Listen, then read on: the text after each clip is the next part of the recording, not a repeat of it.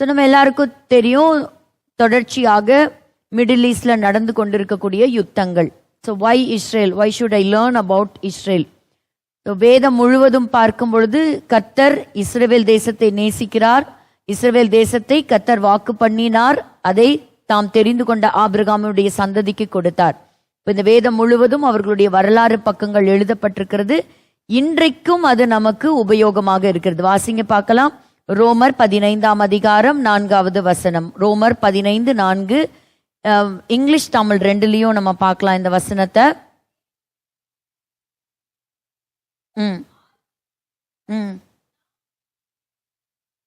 நாம் நம்பிக்கை உள்ளவர்கள் ஆகும்படிக்கு முன்பு எழுதியிருக்கிறவைகள் எல்லாம் நமக்கு போதனையாக இருக்கிறது. இது இங்கிலீஷ்ல கூட வாசிக்கலாம். Romans 15:4. Whatever things that were written before earlier, so it is all written for our learning. So through the patience and the comfort, yes, from the scripture, so we receive hope from whatever that is written earlier. So இதற்கு முன்பாக எதெல்லாம் எழுதப்பட்டிருக்கிறதோ, எழுதியிருக்கிறவைகள் எல்லாம் இன்றைய காலகட்டத்தில் வாழக்கூடிய நமக்கு அது போதனையாக, நமக்கு நம்பிக்கை ஊட்டும்படியாக இருக்கிறது. It gives us hope. அதாவது இதுக்கு முன்பாக பார்க்கும்போது அதே நடந்த சம்பவங்கள் திரும்பவும் ஹிஸ்டரியில ரிப்பீட் ஆகுது. அப்ப என்ன செய்யறோம்? இதுக்கு முன்னாடி என்னென்ன நடந்ததோ அதை நம்ம ஆராய்ந்து பார்க்கிறோம். இப்ப ரிசர்ச்ல, பிஹெச்டி ரிசர்ச்ல சொல்லுவாங்க, ஸோ இது ஆர்டிகல்ஸ் எடுக்கும்போது இதே மாதிரி ப்ராப்ளத்தை வேற மாதிரி கண்ணோட்டத்தில் என்கவுண்டர் பண்ணியிருப்பாங்க, அதை அனலைஸ் பண்ணியிருப்பாங்க. அவங்க என்ன சொல்யூஷன் கொடுத்துருக்குறாங்க, அந்த ஹைப்போதட்டிக்கல் கண்டென்ட்டை எடுத்து அதை அனலைஸ் பண்ணி இதுக்கு முன்னாடி இருக்கக்கூடிய ஏர்லியர் ஃபைண்டிங்ஸை எடுப்பாங்க. ஸோ அந்த மாதிரி பழைய கண்டென்ட். அப்போ இங்கே சொல்லும் பொழுது இது எல்லாமே நம்முடைய பக்தி விருத்திக்கு ஏதுவாக முன்பு நடந்தது, அது வேதாகமத்தில் எழுதப்பட்டிருக்கிறது. 2025 வாழக்கூடிய நமக்கும் சரி, இன்று ஜீவனோடு இருக்கக்கூடிய இஸ்ரவேல் தேசமா இருக்கட்டும் சரி, எல்லாருக்குமே அது போதனையாக இருக்கின்றது. ஸோ இஸ்ரவேல் தேசத்தினுடைய வரலாறு பக்கங்கள்ல நம்ம பார்க்கும் பொழுது இந்த கடந்த ஒரு சில வாரங்களாக ஒரு டென்ஸ்டான வீக்குன்னு சொல்லலாம். ஏன்னு கேட்டீங்கன்னா, பணைய கைதிகள் விடுவிக்கப்படுறதும், அதே சமயத்துல இஸ்ரேலுடைய கட்டுப்பாட்டில் இருக்கக்கூடிய ஏராளமான பாலஸ்தீன பிரிசனர்ஸ், சிறைச்சாலையில் இருக்கக்கூடிய பாலஸ்தீனர்கள் விடுதலையாக்கப்படுறதும் இது தொடர்ந்து நம்ம பார்த்துட்டே வரோம். 3 விதமான கட்டங்கள், 3 phase டீல் அப்படின்னு சொல்றாங்க. ஸோ இந்த இப்போ நடந்துட்டு இருக்கிறது phase 1 டீல். ஸோ இந்த phase 1 டீல 33 ஹாஸ்டேஜஸ், 33 பணைய கைதிகள் விடுவிக்கப்பட வேண்டும். ஸோ அதுதான் இப்ப நடந்துட்டு இருக்குது. இப்ப எண்ட் ஆஃப் த phase 1 வந்துட்டோம். ஸோ செகண்ட் phase ஸ்டார்ட் ஆக இருக்குது. போன சனிக்கிழமை எல்லாத்தையுமே திகிலூட்டக்கூடிய ஒரு செய்தியை பிரசிடென்ட் ட்ரம்ப் அவங்க வெளியிட்டாங்க. அதாவது, நீங்க மட்டும் சொன்னபடி விடுதலையாக்கல, எல்லா பணைய கைதிகளையும் நீங்க விடுதலையாக்கினா ஹெல் வில் ப்ரோக் அவுட். இது ஆக்சுவலா பாத்தீங்கன்னா ஒரு இடியம், ஒரு ஃப்ரேஸ். அப்போ இதுக்கு முன்பாக எழுதப்பட்ட ஒரு புஸ்தகத்திலிருந்து எழுதப்பட்டது அவர் சொல்றாரு. ஸோ அதை நான் நரகமாக்கிடுவேன், ஒன்னும் இல்லாம ஆக்கிடுவேன் அப்படின்னு சொல்லக்கூடிய அளவுக்கு. அந்த சமயத்துல எல்லா தேசங்களும், அராபிய தேசங்கள்லாம் சேர்ந்து, இல்ல ஏற்கனவே நம்ம தான் ஒப்பந்தம் பண்ணியிருக்கிறோம்ல, அந்த ஒப்பந்தத்துல எப்படி எழுதப்பட்டிருக்குதோ அதுபடிதான் பணைய கைதிகள் விடுவிக்கப்படணும் அப்படின்னு சொல்லி கடந்த சனிக்கிழமை 3 பணைய கைதிகளை விடுதலையாக்கி இருக்கிறாங்க. ஸோ டோட்டலா விடுதலையாக்கப்பட்டவர்கள் 24 பேர். ஸோ அவ்வளோ பேர் விடுதலையாகி வந்திருக்கிறாங்க. ஸோ கடுமையான நாட்கள்ல இஸ்ரேல் தேசம் இருக்கிறத நம்ம பார்க்கிறோம். அதுல வித்தியாசமா இருக்கக்கூடிய காலம் என்ன அப்படின்னா, ட்ரம்ப் அவங்க 2வது முறையாக பிரசிடென்டா பதவியேற்றதுதான். அதிலிருந்தே அவர் ஒவ்வொரு நாளும் அவர் எடுக்கக்கூடிய நடவடிக்கைகள், அவருடைய பேச்சுவார்த்தைகள், அவர் வெளியிடக்கூடிய செய்திகள் எல்லாத்தையுமே அச்சுறுத்தக்கூடிய ஒரு செய்தியா இருக்குது. சமீபத்துல நடந்த ஒரு இன்டர்வியூ, அதாவது அப்சர்வர் ரிசர்ச்சர்ஸ் ஃபவுண்டேஷன், அதுக்கு பதிலளித்த நம்முடைய எக்ஸ்டர்னல் அஃபேர்ஸ் மினிஸ்டர், வெளித்துறை அமைச்சர், அவர் மினிஸ்டர் சொல்லும்போது, ஜெய்சங்கர் அவங்க சொல்லும்போது சொன்னாங்க, இனி வரக்கூடிய நாட்கள் ரொம்ப வித்தியாசமா தான் இருக்கும். பிகாஸ் ட்ரம்ப் அவங்க கொடுக்கக்கூடிய ஒவ்வொன்றும் இந்த உலகத்தையே மாற்றி அமைக்க போகிறது. It is going to reshape the world. ஏன்னா எல்லா இன்டர்நேஷனல் வேர்ல்ட் ஆர்டரையே மாற்றி அமைக்க போகிறது அப்படின்னு சொல்றாங்க. நம்ம எல்லாருக்குமே ஒரு காரியத்தை எதிர்பார்க்கிறோம். சீக்கிரத்துல ஒரு one world order, one world government, அதுக்கு கீழே எல்லாம் போவாங்க அப்படிங்கிறது. சும்மா கூகுள் பண்ணி பாருங்களேன். அதாவது ரீசெட் கிரேட், அந்த மாதிரி இந்த உலகத்தையே ரீசெட் பண்ணக்கூடிய சில விஷயங்கள் சீக்கிரத்துல நடைமுறைக்கு வரும். எல்லாருமே ஒரு கேஷ்லெஸ் சொசைட்டிக்குள்ள போவாங்க, எல்லாமே ஒரு டிஜிட்டல் எராக்குள்ள என்டர் ஆவாங்க அப்படின்னு சொல்லக்கூடியதை பற்றி அநேகர் பேசி இருக்கிறதையும் நீங்க பார்க்கலாம். கண்டிப்பாக அப்படிப்பட்ட ஒரு நாட்களுக்குள்ள நம்ம போவோம். டெஃபினட்டா கடைசியாக என்டர் ஆகக்கூடிய the final world dictator, the anti Christ, அந்தி கிறிஸ்து, அவன் வருவதற்கு முன்பாக அவனுக்கு ஏற்றாற் போல் இந்த பூமி மாற்றி அமைக்கப்பட வேண்டும் அல்லவா? அதனால ஒரு ஒன் வேர்ல்டு கவர்மெண்ட் ஆர்டருக்கு நேராக இந்த பூமி ரொம்ப ஸ்லோவா இல்லைங்க, ரொம்ப வேகமாக மாறுகிறத நம்ம பார்க்கிறோம். பாருங்க, ட்ரம்ப் அவங்க வர்றதுக்கு முன்னாடியே அவங்க சொன்னாங்க, நான் வந்தேன்னா மிடில் ஈஸ்ட்ல இருக்கக்கூடிய யுத்தங்களை நான் நிறுத்துவேன்னு. ஹாஸ்டேஜஸ் உடைய ரிலீஸ் அவர் பதவி ஏற்கிறதுக்கு ஒரு நாளைக்கு முன்னாடியே ஸ்டார்ட் ஆயிடுச்சு அப்படிங்கிறது ரொம்ப ஆச்சரியமான தகவல் தான்.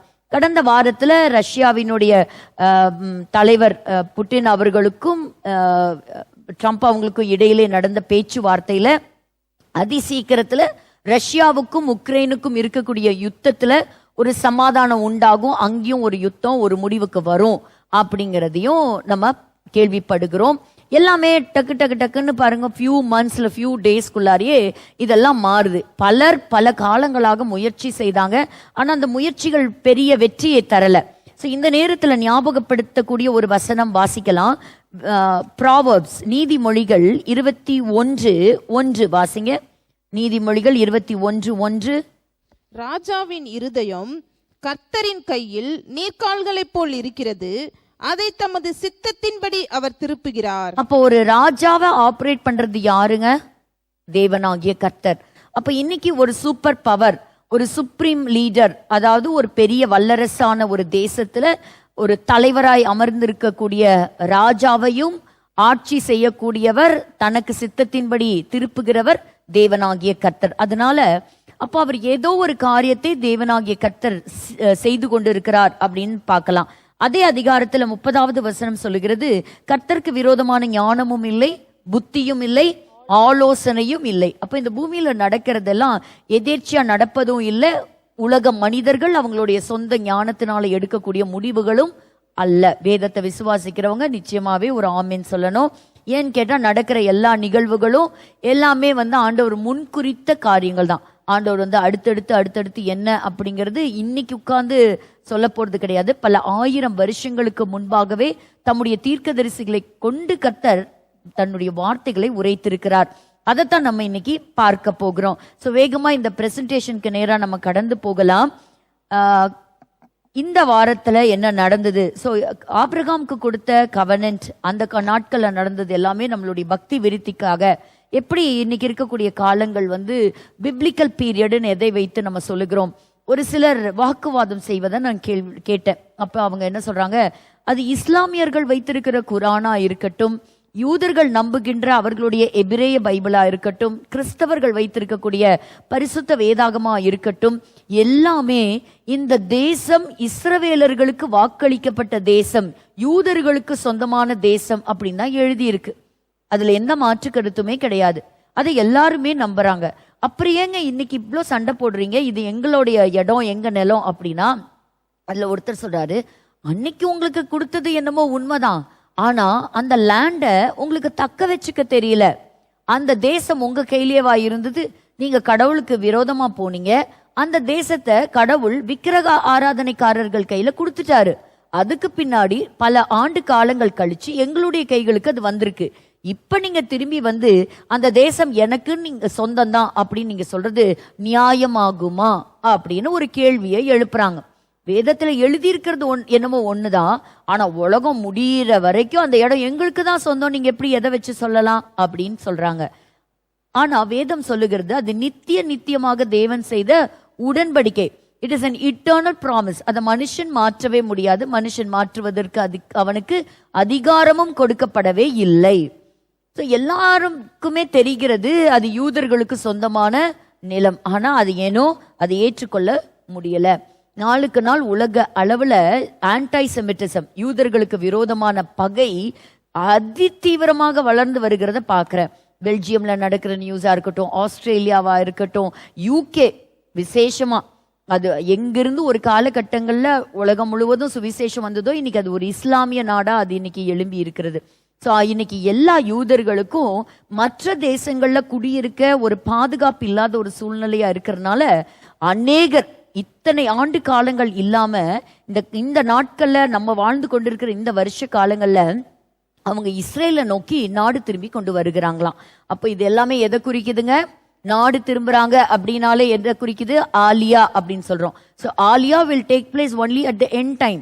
So end time of what? End time of the world. So மனிதன் வாழக்கூடிய, தன்னைத்தானே ஆட்சி செய்யக்கூடிய காலத்தின் கடைசி பக்கங்களில் நடக்கக்கூடிய ஒரு நிகழ்வு தான் யூதர்கள் தங்களுடைய சொந்த தேசத்திற்கு திரும்புவது. இப்போ நீங்க நியூஸ் சேனல்ஸ் எடுத்து பாருங்க, இன்னைக்கு எல்லா நியூஸும் நம்ம பார்க்கக்கூடியது. But that should be some trusted news channels where you can totally rely on. ஏன்னா பலவிதமான செய்திகள் நமக்கு வித்தியாசமா வரக்கூடியதை பார்க்குறோம். ஏன்னா மீடியாவும் விலை கொடுத்து வாங்கக்கூடிய அளவுக்கு இன்னைக்கு இருக்கிறாங்க பணக்காரர்களும் செல்வந்தர்களும். அதை தாண்டி உண்மையான செய்திகளை நம்ம சேகரித்து அதை அனலைஸ் பண்ண வேண்டியது மற்றும் அதோடு கூட வேதத்தை ஒப்பிட்டு பார்ப்பது இந்த காலகட்டத்தில் ரொம்ப முக்கியமானது. Because we are living in the prophetical time. So is Israel in its biblical prophetical time? The answer is certainly yes. So இன்னைக்கு இருக்கக்கூடிய உலகம் எப்படி இருக்கு அப்படின்னு பாருங்க. வேர்ல்டு டுடே இன்னைக்கு மனிதர்கள் பல இடங்கள்ல குதிரை வண்டியிலையும் கால்நடையாக தங்களுடைய சொந்த வீடுகளை தேடி வந்துட்டு இருக்கிறாங்க. அங்க வந்து சொந்த கொண்டாடுறதுக்கு அங்க ஒண்ணுமே கிடையாது. It's all full of rubbles. So ஒண்ணுமே இல்லாம எல்லா கட்டிடங்களும் இடிஞ்சு கிடக்குது. அழகான பிரதேசங்களா இருக்கட்டும், இந்த லெபனானா இருக்கட்டும், காசாவா இருக்கட்டும், இன்னைக்கு டோட்டலா தரைமட்டமாகி இருக்கிறது பார்க்கிறோம். ஸோ இதெல்லாம் முடிச்சு கடைசியில் என்னதான் கடைசியில் இருக்குங்கிறது யாருக்கும் ஒன்றும் புரியலை. சரி, காசாவை குறித்து அவர் சொன்ன காரியம் என்ன அப்படின்னா, நாங்கள் காசாவை விலை கொடுத்து வாங்குவோம் அப்படின்னு அவர் போன வாரத்தில் நம்ம பார்த்தோம். ட்ரம்ப் அவங்க ரொம்ப தெளிவாக சொன்னாங்க, காசா கண்டிப்பாக ஹமாஸோட கைக்கு திரும்ப போகாது, காசாவை நாங்கள் கண்ட்ரோல் எடுக்க போகிறோம், நாங்கள் வாங்க போகிறோம் அப்படிங்கிறது. ஸோ இதெல்லாம் அமெரிக்காவுக்கு நடக்குமா? இதெல்லாம் அவங்க செய்வாங்களா அப்படின்னு பார்த்தீங்கன்னா, ட்ரம்ப் அவங்களுக்கு முன்பு இருந்த ஒரு பிரசிடென்ட் ரீகன் அப்படின்னு அவர் என்ன ஒரு ஸ்லோகன்ல அன்னைக்கு கண்டெஸ்ட் பண்ணார் அப்படின்னா, மேக் அமெரிக்கா கிரேட் அகெயின். அதாவது அவரும் எலெக்ஷன்ல இதை சொல்லி தான் அவரும் ஜெயித்தார். ஸோ அதே மோட்டோவை வச்சு தான் இன்னைக்கு ட்ரம்ப் அவங்களும் இன்னைக்கு எலெக்ஷன்ல ஜெயிச்சு 2வது முறையாக பதவி ஏற்றிருக்கிறார். இப்போ நம்மளுடைய எக்ஸ்டர்னல் அஃபேர்ஸ் மினிஸ்டர் சொல்லும் போதே நம்ம ஃபர்ஸ்ட் டேர்ம்ல வந்த ட்ரம்ப்புக்கும் செகண்ட் டேர்ம்ல வந்திருக்கிற ட்ரம்ப் அவர்களுடைய ரூலிங்க்கும் பல வித்தியாசங்கள் இருக்கு அப்படிங்கிறத அவர் காண்பித்திருக்கிறார். we have to wait and watch. இனி என்னென்ன நடக்குமோ தெரியல, என்னென்ன ரூல்ஸ் மாறுமோ ஒண்ணுமே தெரியல. உலகத்தில் இருக்கக்கூடிய எல்லா தேசத்தின் தலைவர்களும் கதிகலங்கி ஆடி போய் தான் இருக்கிறாங்க அப்படிங்கிறத தான் நம்ம கேள்விப்படக்கூடிய ஒரு செய்தியாய் இருக்கிறது. அமெரிக்காவை பார்த்தீங்கன்னா, லூசியானாவா இருக்கட்டும், அலாஸ்காவா இருக்கட்டும், ஃப்ளாரிடாவா இருக்கட்டும், பல பட்டணங்களை விலை கொடுத்தும் போர் தொடுத்தும் அவர்கள் தங்களுடைய தேசத்தின் எல்லைகளோடு சேர்த்து கொண்டாங்க. இது ஒன்றும் அவங்களுக்கு புதுசு கிடையாது. அதாவது 1803 தொடங்கி 1893 19 அந்த ஸ்டேஜ் வரைக்குமே பல தேசங்களை அவங்க வந்து வாங்கினாங்க. ஸ்பெயின் கிட்ட இருந்து ஃப்ளாரிடாவை வாங்கினாங்க. அன்னைக்கு டெக்சாஸ் அப்படிங்கிறது ஒரு தனி தேசமா இருந்தது, அதை கொண்டு வந்து தங்களோட இணைச்சிக்கிட்டாங்க. ஆரிகன் அப்படின்னு ஆங்கிலேயர் கிட்ட இருந்து விலை கொடுத்து வாங்கினாங்க. மெக்சிகோவை கண்ட்ரோல் எடுத்தாங்க. ரஷ்யா கிட்ட இருந்தா அலாஸ்காவை வாங்கினாங்க. இப்படி தாங்க இன்னைக்கு இருக்கக்கூடிய வல்லரசு அமெரிக்கா அப்படின்னு சொல்லக்கூடிய தி கிரேட் அமெரிக்கா உருவான கதை. ஸோ இதெல்லாம் நம்ம படிக்கணும்னா பல வரலாறு பக்கங்களை நம்ம திருப்பி பார்க்கணும்.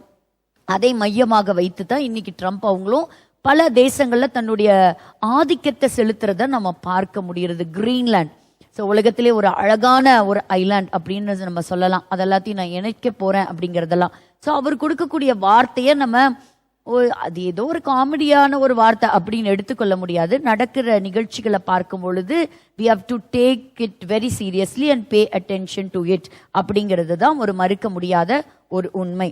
சரி, இந்த பிரசன்டேஷன்ல நம்ம பார்க்கும் பொழுது இந்த கடந்த வாரத்தில் அவங்க சொன்னது போல எல்லா பணைய கைதிகள் அல்ல, 3 பணைய கைதிகளை அவங்க விடுதலையாக்கி இருக்கிறாங்க. பிபிடிக்கு நேராக போகலாம்.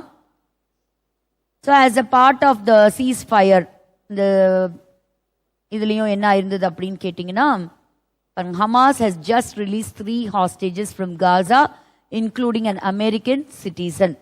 So அமெரிக்கா குடியுரிமை பெற்ற ஒருவரையும் அவர்கள் விடுதலை ஆக்கியிருக்கிறாங்க. அப்போ 12 o'clock டுடே டெட்லைன் அப்படியெல்லாம் இருந்ததே, எங்க எல்லா ஹாஸ்டேஜஸையும் ரிலீஸ் பண்ணணும் அப்படின்னு இருந்ததே, ஏன் நடவடிக்கை எடுக்கல? இந்த டிசிஷனுக்கு நாங்க சப்போர்ட்டா இருப்போம் அப்படின்னு அவர் சொல்லியிருந்தாரு. அப்போ என்ன டிசிஷன் எடுத்திருந்தாலும் நாங்க அவங்களுக்கு உதவியா இருப்போம் அப்படிங்கிறது. அதே சமயத்துல இஸ்ரேல் தரப்புல இருந்து 1135 பாலஸ்தீன பிரிசனர்ஸை வந்து வெளிவிட்டிருக்கிறாங்க. அதுல லாங் டேர்ம் பிரிசனர்ஸ் 236 அந்த மாதிரிலாம் அவங்க ஏராளமான பேரை நம்ம பார்க்கிறோம். வெளியே அனுப்பின எல்லா கைதிகள் இவங்களாம் சாதாரண மனிதர்கள் கிடையாது. டெரரிஸ்ட் ஆர்கனைசேஷன்ஸை இஸ்ரேலுக்கு அடிக்கடி தொந்தரவு கொடுத்த, சூசைடல் அட்டாக் நடத்தின, பாம்பு வச்ச, அப்படி இஸ்ரேல் மேல தாக்குதல் நடத்தினவங்க தான் இவங்க எல்லாருமே. ஸோ இன்னைக்கு இவங்களை வெளியிட்டாங்க அப்படின்னு சொன்னா திரும்ப ஒரு சின்வர் மாதிரி பல சின்வர்கள் உருவாகி இஸ்ரேல் மேல வரக்கூடிய வருஷங்கள்ல போர் தொடுக்கவும், அக்டோபர் 7 நடந்த அட்டாக் மாதிரியே திரும்பவும் ஒரு புது ஸ்ட்ராட்டஜிக் பிளானோட வரவும் வாய்ப்புகள் அதிகம் உண்டு. ஸோ அதனால அவங்களுக்கு ஒரு டிஷர்ட் ஒன்று கொடுத்துருக்குறாங்க. அதில் டேவிட் ஸ்டார் அந்த லோகோவும் போட்டு என்ன எழுதியிருக்காங்கன்னா, வி வில் நாட் ஃபர்கெட் நார் ஃபர்கிவ். உங்களை நாங்கள் மறக்கவும் மாட்டோம், நீங்கள் செஞ்சதை எங்களுக்கு மன்னிக்கவும் மாட்டோம் அப்படிங்கிறது. இப்போ பார்த்தோம் 24 பணைய கைதிகள் ஹாஸ்டேஜஸ் ரிலீஸ் ஆயிருக்கிறாங்க. அதில் பார்த்தீங்கன்னா கலர் பிக்சர்ஸ் கொஞ்சமும் கிரே அண்ட் ஒயிட் பிக்சர்ஸ் கொஞ்சமும் இருக்குது இல்லையா? ஸோ இதில் என்ன சொல்கிறாங்க அப்படின்னா, இந்த கலரில் இருக்கிறவங்க இன்னும் உயிரோட தான் இருக்கிறாங்க. அதுவே பிளாக் அண்ட் ஒயிட்டில் இருக்கிறவங்க, அந்த கிரே ஷேட்ஸில் இருக்கிறவங்க அவங்க உயிரோட இல்லை அப்படிங்கிறதும் சொல்லப்படுகிறது. ஏற்கனவே பாலஸ்தீனத்தில் இஸ்ரவேலர்களுடைய சில சடலங்கள் உண்டு. அந்த டெட் பாடிஸையும் அவங்க டோட்டலாகவே வந்து கொடுக்கறதாகவும் நம்ம கேள்விப்படுகிறோம். இதில் ரிலீஸ் ஆனவங்க ஏற்கனவே எத்தனை பேர், அதில் எத்தனை பெண்கள், எத்தனை ஆண்கள், எத்தனை குழந்தைகள் அப்படிங்கிறத ஒரு டோட்டலாக கொடுத்துருக்குறாங்க. எல்லாத்துலேயும் பார்த்தீங்கன்னா ஒரு சின்ன லோகோ ஒன்று நம்ம பார்க்குறோம். கிட்டத்தட்ட 10 வருஷங்களாக ஹாஸ்டேஜாக இருக்கக்கூடிய காசாவில் இருக்கக்கூடிய ஒருத்தரையும் அவங்க ரிலீஸ் பண்ணுறத நம்ம பார்க்குறோம். ஸோ பாலஸ்டைன்லேருந்து ரிலீஸ் ஆவாங்க அப்படிங்கிறது வரக்கூடிய நாளைக்கு. That is will be an very important டே. ஏன்னு கேட்டிங்க அப்படின்னு சொன்னால், சில மரித்தவர்களுடைய சடலங்களும் வருகிறது. அதில் யார் வரப்போகிறாங்க அப்படிங்கிறது இன்னும் தெரியல. So there are dead hostages அப்படிங்கிறதுக்காக சில ப்ரிப்ரேஷன்லாம் நடந்துட்டு இருக்குது. ரொம்ப வருஷங்களா, அதாவது ரொம்ப மாதங்களா, மோர் தேன் a year இந்த பணைய கைதிகளை பிடிச்சிட்டு போகும்போது ஒரு அன்பு தாயார் 1 வயசு குழந்தையும் 4 வயசு குழந்தையும் சேர்த்தி பிடிச்சிட்டு போனாங்க. இந்த குழந்தைங்க மற்றும் இந்த தாயாருடைய கணவனார் அவங்க விடுதலையாகி இப்பதான் வந்தார். இந்த 3 பேர்த்துடைய வேரபோட்ஸ் என்னன்னு தெரியாம இருந்தது.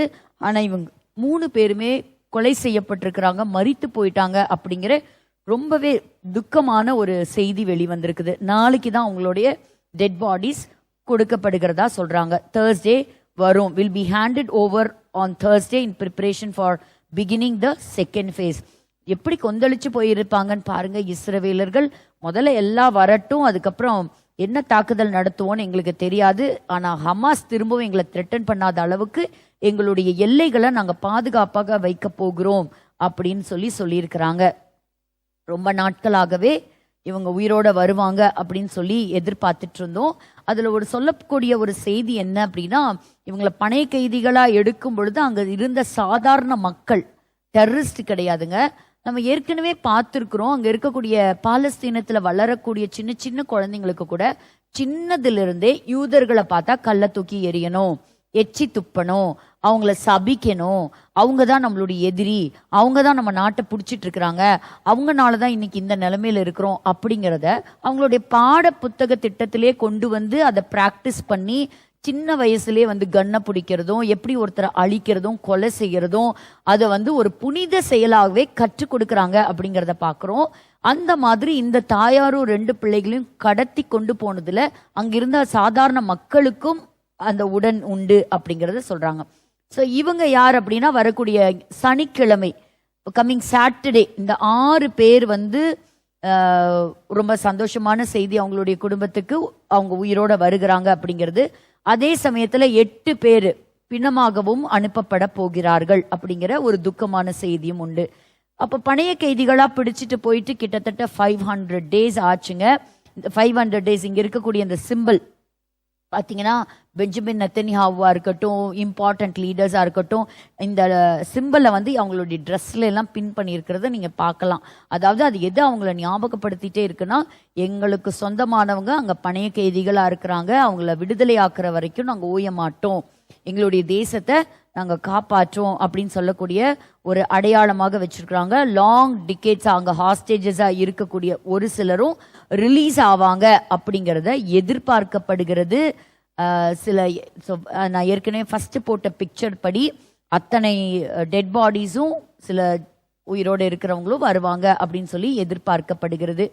இப்ப 2வது ஃபேஸ், இது ஃபர்ஸ்ட் ஃபேஸ் முடியுது, இதோட முடியுது. செகண்ட் ஃபேஸ் ஆரம்பிக்குது. இந்த செகண்ட் ஃபேஸ் வந்து இன்னும் காம்ப்ளிகேட்டடா இருக்கலாம் அப்படிங்கிறதும் சொல்லப்படுகிறது. அதுல 19 இஸ்ரேலி சோல்ஜர்ஸ் இன்னும் உயிரோட தான் இருக்கிறாங்க அப்படின்னு நம்பப்படுறாங்க இல்லையா, அவங்களும் வர்றாங்க அப்படிங்கிறத அறிவிச்சிருக்கிறாங்க. இனி வரும்போது தான் தெரியும் எத்தனை பேர் எந்த கண்டிஷன்ல இருக்கிறாங்க அப்படிங்கிறது. இந்த சமயத்துல அமெரிக்கா தான் வாக்கு கொடுத்தபடியே இஸ்ரேலுக்கு பலத்த ஹெவி பாம்ஸ் அதெல்லாம் வந்து கொடுத்து சப்போர்ட் பண்றாங்க. ஸோ அமெரிக்கா மட்டும் பேக்கப் பண்ணி பெர்மிஷன் கொடுத்ததுனா நிச்சயமா இஸ்ரேல் ஈரான் மேல அவங்களுடைய நியூக்ளியர் எனர்ஜி ஃபோர்ஸஸ் மேல அட்டாக் பண்றது நிச்சயம். ஸோ அதுல எந்த ஒரு சந்தேகமும் கிடையாது. அந்த அளவுக்கு ஒரு பக்கம் ஸ்ட்ரென்தன் பண்ணிட்டே இருக்கிறாங்க அப்படிங்கிறதையும் பார்க்கலாம். அதே சமயத்துல அடிப்பட்ட ஈரான் சும்மா இருக்குமா? என்ன சொல்லியிருக்கிறாங்க, நாங்க 3ஆவதா அட்டாக் பண்ண போறோம், ஆனா சரியான டைம் பார்த்துக்கிட்டு இருக்கிறோம். அந்த ஆபரேஷன் பேர் என்ன அப்படின்னா ஆபரேஷன் ட்ரூ ப்ராமிஸ் 3. அட்டாக்கை நாங்க கண்டிப்பா நாங்க நடத்துவோம், லான்ச் பண்ணுவோம் அப்படிங்கிறதையும் வெளியிட்டு இருக்கிறாங்க. ஸோ இந்த புட்டினும் ரெடியா இருக்கிறாரு ஒரு மேஜர் வாருக்காக. இதை பற்றி நம்ம அங்க பார்க்கலாம், அடுத்தது பார்ப்போம். இப்போ இஸ்ரேலுடைய ஃபாரின் மினிஸ்டர் இந்த ஸ்டேட்மெண்ட் கொடுத்திருக்கிறாரு. ஈரானை விட நமக்கு இன்னைக்கு ஒரு பயங்கரமா இருக்கிறது யாரு அப்படின்னா Turkey.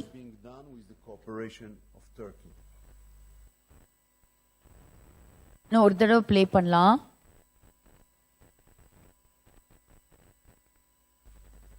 Iran is making huge efforts to restore Hezbollah by financial support. Part of this is being done with the cooperation of Turkey. Iran is in collaboration with Turkey. நம்ம எல்லாருக்குமே தெரியும் ஷியா முஸ்லிம்ஸ், சன்னி முஸ்லிம்ஸ், இவங்க 2 பேத்துக்குமே நிறைய கருத்து வேறுபாடுகள் இருக்கு. இவங்க 2 பேரும் ஒன்னா சேரவே மாட்டாங்க.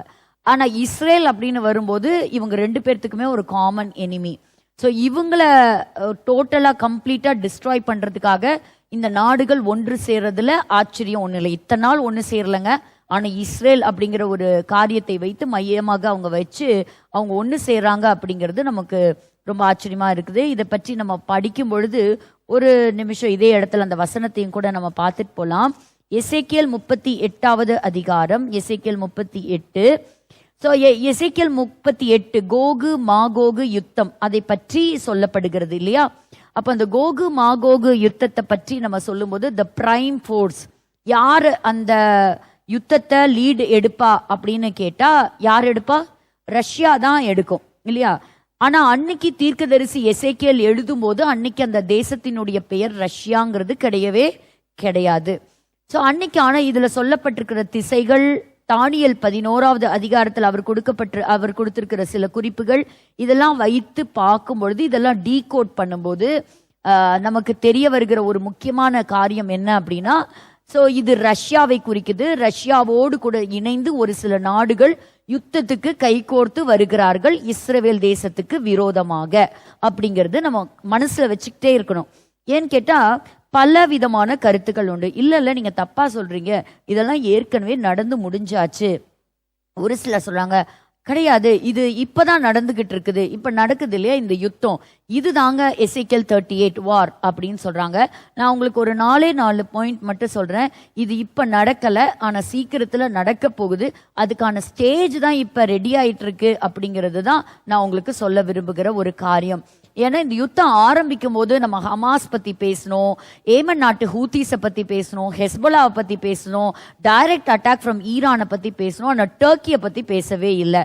இப்ப சமீபத்துல அல் அசாத்தினுடைய சாம்ராஜ்யம் சீரியாவில் வீழ்ச்சி அடைஞ்ச பொழுதுதான் இந்த டர்க்கியுடைய ஃபோர்ஸை நம்ம அதிகமா பார்க்க முடிஞ்சது. இன்னைக்கு சீரியன் கவர்மெண்ட்டை ஃபார்ம் பண்ணியிருக்கிற அத்தனை பேத்துடைய அவங்களோட பாஸ்போர்ட் எடுத்து பார்த்தா பேக்ரவுண்ட்ல என்ன இருக்கு அப்படின்னு கேட்டீங்கன்னா டர்க்கி தான் இருக்குது. அப்போ இன்னைக்கு இஸ்ரேலுடைய ஃபாரின் மினிஸ்டர் ஒரு அர்ஜென்ட் வார்னிங் கொடுத்திருக்கிறாரு. என்ன கொடுத்திருக்கிறாரு?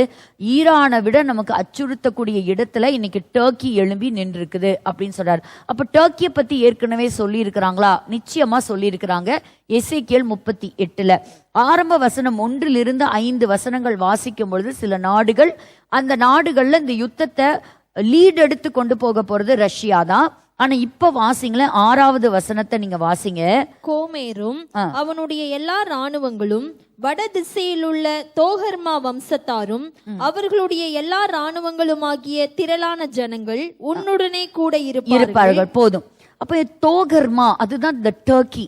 சோ டர்க்கி வம்சத்தாரும் அவர்களுடைய எல்லா இராணுவங்களும் திரள் ஜன கூட்டங்களும் உன்னுடனே கூட இருப்பார்கள். அப்போ இது நடக்க போகுது. ஏன்னா இப்பதான் நம்ம இந்த பேரெல்லாம் ஒவ்வொன்றா அலைன் ஆயிட்டே வருது. இதுக்கு முந்தின வசனங்களை பார்க்கும் பொழுது பெர்ஷியா, ஈரான், ஈராக், இன்னைக்கு அவங்க எல்லாம் உள்ள வந்துட்டாங்களா இல்லையா?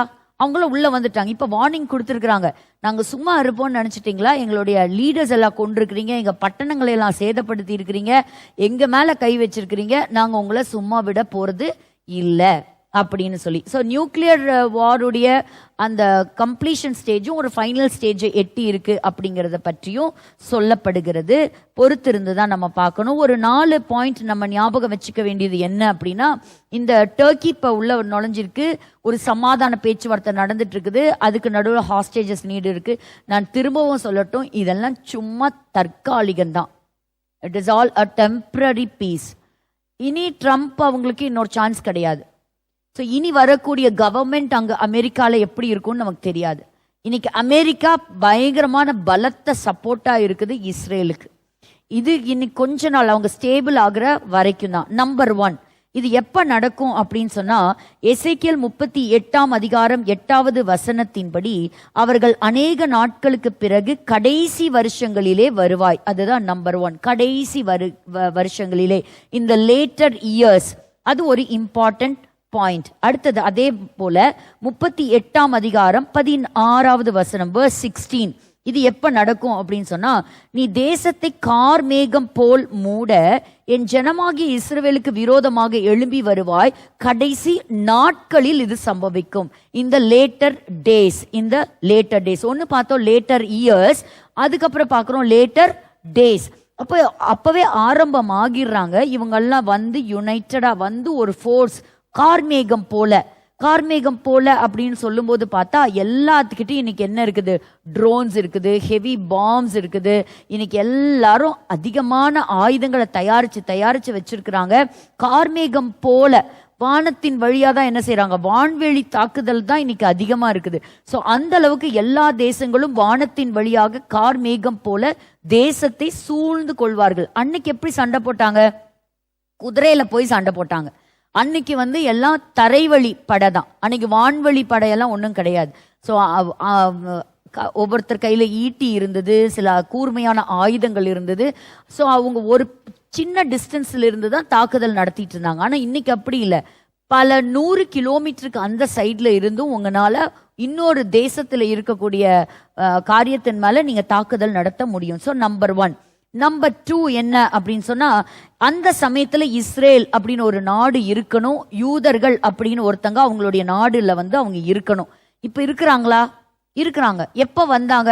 1948 உள்ள வந்தாங்க. அப்போ அவங்களுக்குன்னு ஒரு நாடு அந்த சமயத்துல தான் இந்த மிடில் ஈஸ்ட்ல அவங்களுக்குன்னு கிடைஞ்சது. அப்போ அவங்க வந்தா மட்டும்தான் இந்த ப்ராஃபஸி ஃபுல்ஃபில் ஆகும்.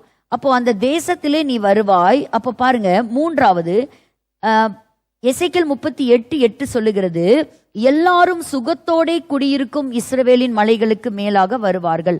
அப்ப அடுத்தது இந்த போர் நடக்கும்போது இஸ்ரேல் என்ன இருக்குங்க? ஒரு சுகம், ஒரு சமாதானம். அப்படின்னா this will be an unprecedented attack. Expect பண்ணாத நேரத்துல, எதிர்பார்க்காத நேரத்துல இந்த அட்டாக் நடக்கும் அப்படிங்கிறது தான் இங்க சொல்லப்பட்டிருக்குது. அந்த சமயத்துல ரஷ்யா எப்படி இருக்கணும் அப்படின்னா சூப்பர் மிலிட்டரி பவரா இருக்கணும். அப்பதான் அவன் தைரியமா அவன் சண்டைக்கு வர்றான். இன்னைக்கு வர்றதுக்கு எடுக்க மாட்டேங்கிறாங்க, கை எடுக்க மாட்டேங்கிறாங்க.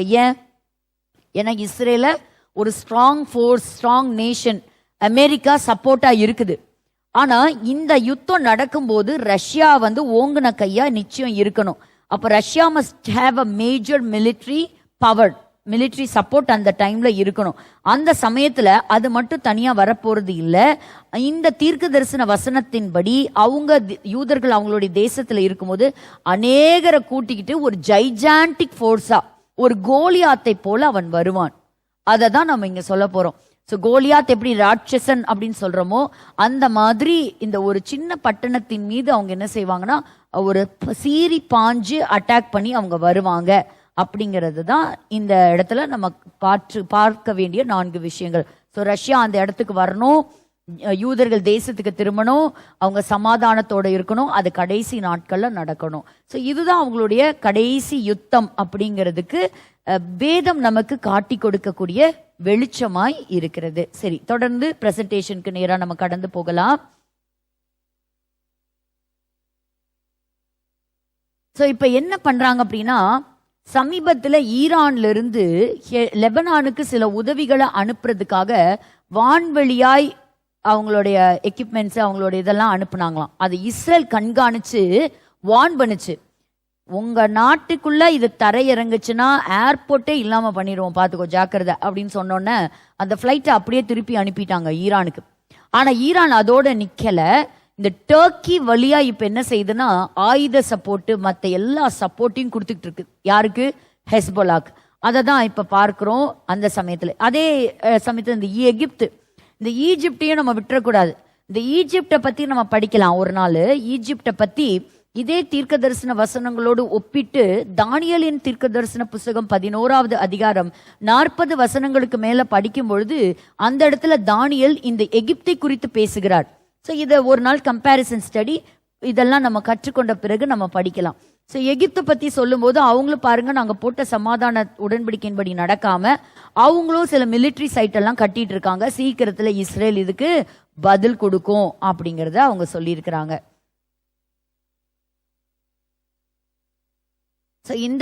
இந்த பிக்சர் எதுக்காக நான் மறுபடியும் போட்டேன் அப்படின்னு சொன்னா, பாபிலோன் தேசத்திலிருந்து சிறைப்பட்டு போனவர்கள் இஸ்ரவேலர்கள் நாடு திரும்பினார்கள். சோ நாடு திரும்பினாங்க. அது எத்தனை கட்டங்கள்ல திரும்பினாங்க? 3 விதமான கட்டங்கள்ல திரும்பினாங்க. சோ அதுல முதல் ஜெருபாபேலுடைய தலைமை, 2வது எஸ்ரா, 3வது நெகேமியா. இந்த முதல் 2 காரியங்களையும் பார்த்தோம். முதல்ல டெம்பிள் கட்டினாங்க. அடுத்ததா அந்த ஜனங்கள் ஆவிக்குரிய வாழ்க்கையில மறுபடியும் ரிஃபார்ம் ஆனாங்க. அதாவது அந்நிய பெண்களை சேர்த்து கொண்டு திருமண பந்தத்துல இணைந்து தேவன் இணைத்த அந்த பரிசுத்த வித்தை அசுத்திப்படுத்தினாங்க. அத போதித்தார். மறுபடியும் மோசே கற்றுக் கொடுத்த நியாய பிரமாணத்தின் வசனத்திற்கு தங்களை ஒப்பு கொடுத்தாங்க. மறுபடியும் அந்த விக்கிரக ஆராதனையிலிருந்து வெளியே வந்தாங்க. ஆனா இந்த கடைசி தேர்ட் ஃபேஸ், அதான் நெகேமியாவினுடைய ஃபேஸ். அந்த ஃபேஸ் என்னது? அலங்கம் கட்டப்பட்டது. இப்ப இதான் இங்க நம்ம பார்க்கணும். Turkey which helps Iran finance and rehabilitate Hezbollah. இவங்களுக்குள்ள எத்தனை பகை விரோதங்கள் இருந்தாலும் இஸ்ரேல்னு வரும்போது 2 பேத்துக்கு ஒரே கோல் தான் இருக்கான். என்னது? இஸ்லாமிக் வேர்ல்டுக்கு யூதர்களை அழிக்கணும். இப்போ அதே சமயத்துல ஒரு சில நல்ல சந்தோஷமான செய்திகள் என்ன அப்படின்னு பார்த்தா, எருசலேம் தான் அவங்களுடைய தலைநகரம் இஸ்ரேலுக்கு. அந்த இடத்துலயும் இப்ப ஃபிஜி அவங்களுடைய எம்பசியா அங்க ஓபன் பண்ணியிருக்கிறாங்க. அப்படி சில நாடுகள் தைரியமாவும் ஸ்டெப் எடுத்து வச்சிருக்கிறாங்க, நாங்க எங்களுடைய எம்பசியை ஜெருசலேமுக்கு மாத்துறோம் அப்படிங்கிறதும். இவ்வளோ போர் நடந்தும் இஸ்ரேலுடைய எக்கானமி வளர்ந்திருக்கான். ஸோ அவங்களுடைய ஜிடிபி 1% அதிகரித்திருக்கிறது அப்படின்னு அவங்க சொல்றாங்க இன் 2024. ஸோ எவ்வளோதான் ஒடுக்க நினைச்சாலும் அந்த தேசம் அழிவை அல்ல, ஒரு பெரிய குரோத்தை பார்க்குது அப்படிங்கிறத நம்ம பார்க்குறோம். அதே சமயத்தில் பார்த்தீங்கன்னா கிறிஸ்டியானிட்டி பல தேசங்கள்ல டோட்டலாவே டிக்ளைன் ஆயிட்டே வருது அப்படிங்கிறதும் கொடுக்கப்பட்டிருக்கிற ஒரு குறிப்பு. பாருங்க, 53% கிறிஸ்தவர்கள் வாழ்ந்த லெபனான்ல இன்னைக்கு 32%.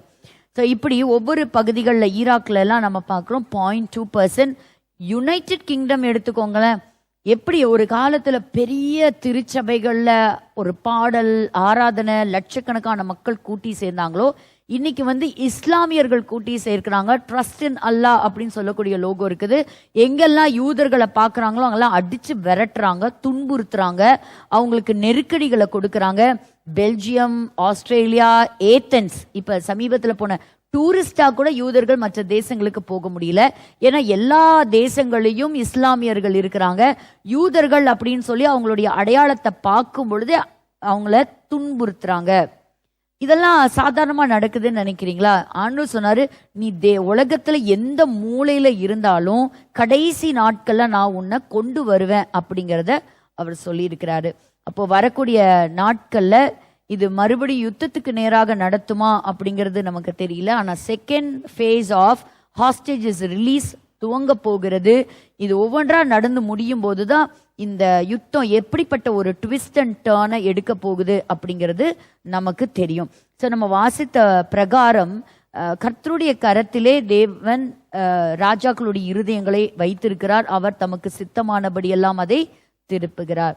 இஸ்ரவேல் தேசத்தினுடைய வரலாறு பக்கங்கள் தொடரும். அடுத்த வாரம் நம்ம பார்ப்போம் இந்த 3 கட்ட ஹாஸ்டேஜ் ரிலீஸ் எப்படி அந்த நாட்கள்ல பாபிலோன் தேசத்திலிருந்து வெளிவந்த இஸ்ரேலுடைய வாழ்க்கையில நடந்தது அப்படிங்கிறத.